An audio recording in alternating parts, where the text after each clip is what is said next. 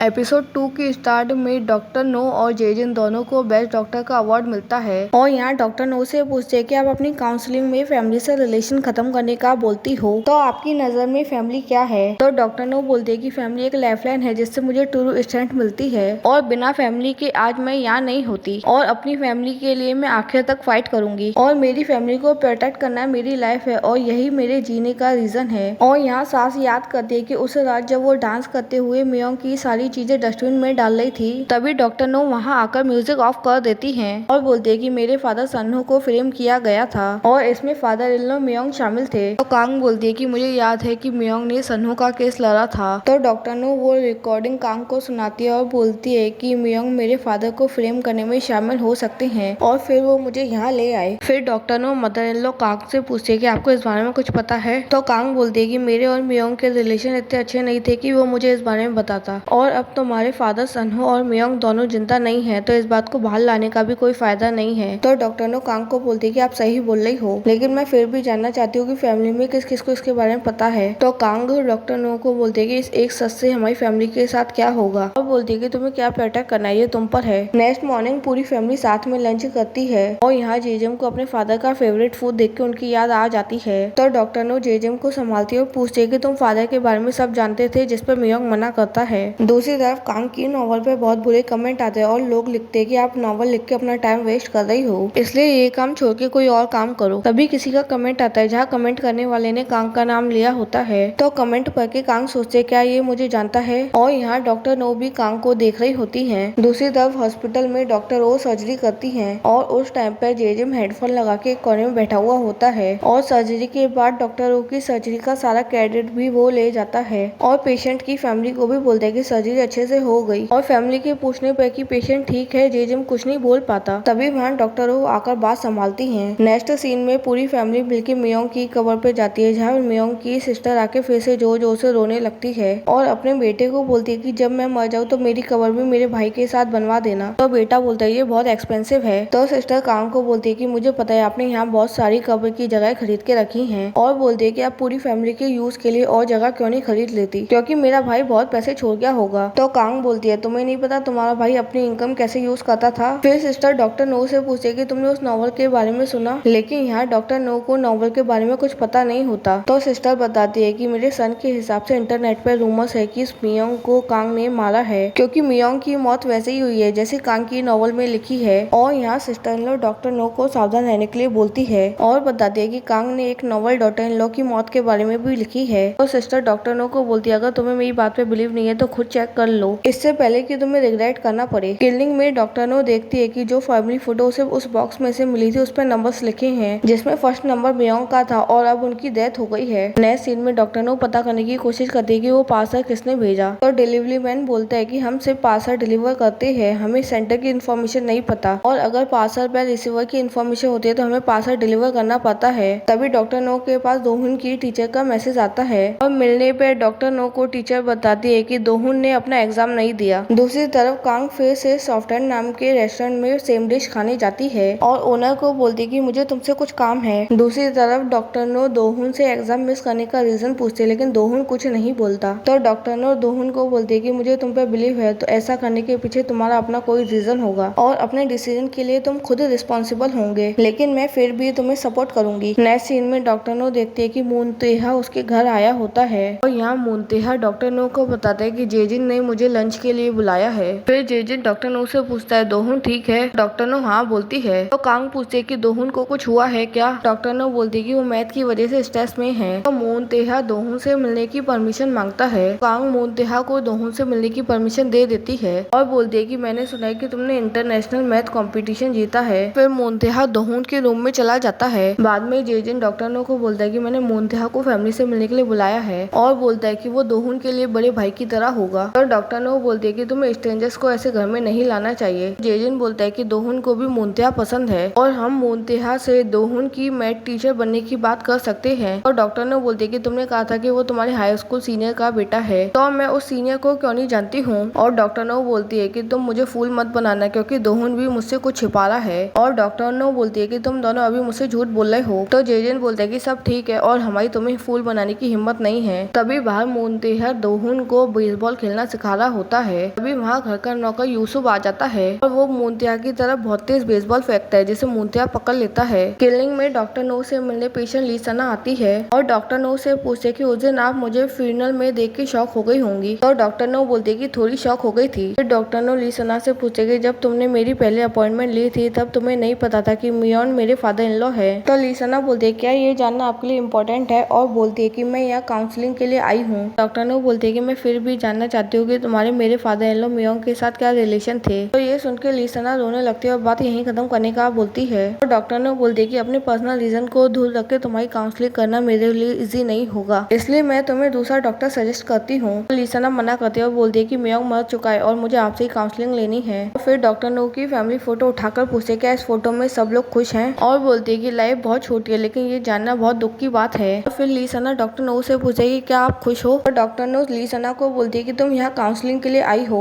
और अगर तुम मुझे ऐसे प्रवोक करोगी तो मैं तुम्हारी काउंसलिंग नहीं करूंगी। तो लीसना बोलती है कि आपने लास्ट टाइम कहा था कि फैमिली होने का ये मतलब नहीं है कि हम एक दूसरे के बारे में सब कुछ जानते हों, और पूछते क्या ये सच है, और बोलते है कि इंसान एक दूसरे को आसानी से माफ कर देते हैं और एक दूसरे पे भरोसा करते हैं, इसे ही फैमिली कहते हैं। और बोलती है कि मियोंग की मौत वैसे ही जैसी कांग की नॉवल में लिखी थी। लीसना के जाने के बाद डॉक्टर नो उसकी फाइल देखती है। फिर डॉक्टर नो से मिलने मियोंग की सिस्टर आती है और वो डॉक्टर नो को कांग की नॉवल देती है और बताती है कि मर्डर बिल्कुल इस नॉवल की तरह हुआ है और इसमें मेन लीड का कैरेक्टर बिल्कुल कांग जैसा है। बोलती है तुम्हें पता है कांग मेरे भाई मियोंग से कितनी नफरत करती थी क्योंकि मेरे भाई ने उसे पूरी जिंदगी चीट किया। और बताती है कि मुझे कांग की नॉवल बहुत पसंद है और कोई नहीं बता सकता कि इंसानी रिश्ते कब बदल जाए। फिर सिस्टर डॉक्टर नो को बोलती है कि तुम चिंता मत करो कि इसमें सिस्टर इन लॉ और डॉटर इन लॉ का मर्डर मेंशन नहीं है। ये चेक करने के लिए मैंने इस बुक को दोबारा रीड किया। तो डॉक्टर नो सिस्टर से वो बुक रीड करने के लिए ले लेती है और मियोंग की डेथ न्यूज देखती है। और फिर डॉक्टर नो पुलिस के पास पता करने के लिए जाती है कि पत्थर का गिरना नेचुरल था क्योंकि मियोंग पहाड़ों पर बहुत हाइकिंग करते थे। तो पुलिस वाले बोलते हैं कि आप ऑटोप्सी क्यों नहीं करा लेते, और बताते हैं कि हमने पहले भी ऑटोप्सी के लिए सजेस्ट किया था लेकिन आपकी फैमिली ने मना कर दिया। तो डॉक्टर नो पूछते हैं कि किसने मना किया। ऑफिसर बताते हैं कि मियोंग की वाइफ कांग ने। फिर डॉक्टर नो मियोंग की डेथ लोकेशन पे जाके इमेजिन करती है कि क्या कैसे हुआ होगा। सोचती है अगर पत्थर का गिरना नेचुरल नहीं होगा तो जरूर उसे ऊपर से किसी ने गिराया होगा। तभी डॉक्टर नो देखती है कि कांग ऊपर खड़ी है। तो डॉक्टर नो कांग से पूछते है कि आप यहाँ क्या कर रही हो। तो कांग बोलती है कि ये पहाड़ हमारे घर के पीछे है तो मैं हाइकिंग के लिए नहीं आ सकती। फिर कांग डॉक्टर नो से पूछती है कि तुम यहाँ क्या कर रही हो। डॉक्टर नो के हाथ में अपनी नॉवल देख के पूछे तुम मुझ पे डाउट कर रही हो और तुम्हें भी दूसरों की तरह ये तो नहीं लगता कि मियोंग को मैंने मार डाला। तो डॉक्टर नो कांग से बोलती है कि आप उनसे बहुत नफरत करती थी। तो कांग बोलती है लेकिन वो तब भी जिंदा था। और कांग बोलती है कि हो सकता है कि कोई और हो जो उसे मारना चाहता हो। तो डॉक्टर नो कांग से पूछते अगर आपने उन्हें नहीं मारा तो आपने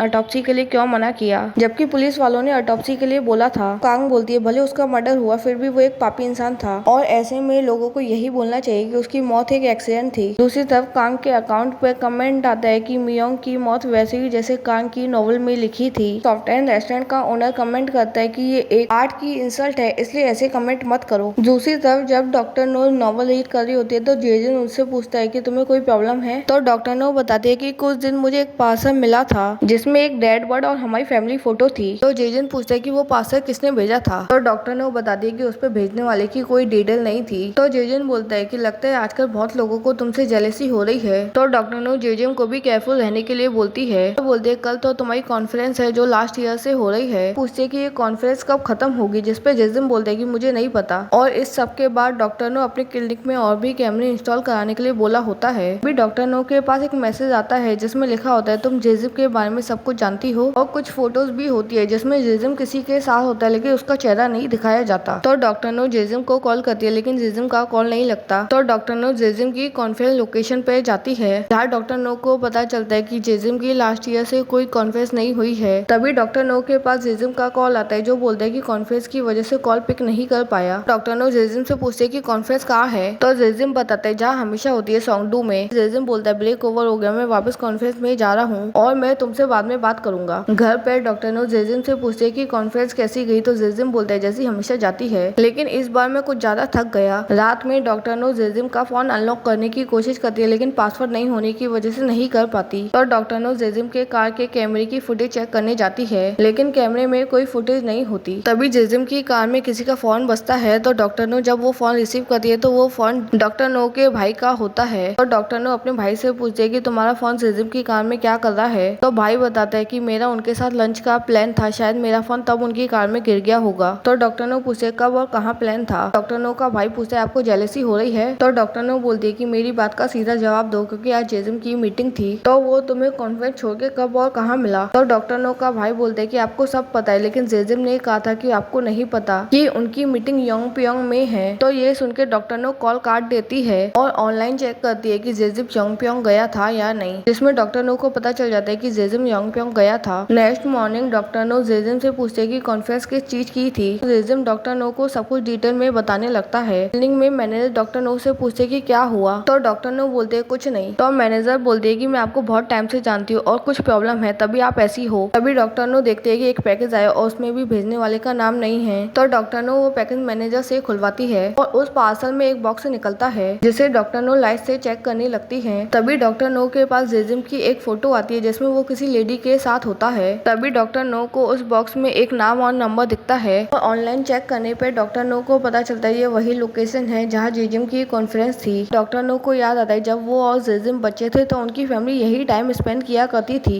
इसके बाद डॉक्टर नो उसी लोकेशन पे जाती है और यहाँ डॉक्टर नो को डॉक्टर ओ बेहोश मिलती है और जब डॉक्टर नो डॉक्टर ओ को उठाने की कोशिश करती है तो पीछे से कान की आवाज आती है कि ये बेहोश है, मरी नहीं है, जो सुन के डॉक्टर नो बहुत डर जाती हैं और फिर हमें कांग दिखाई जाती हैं और ये एपिसोड यहीं खत्म हो जाता है।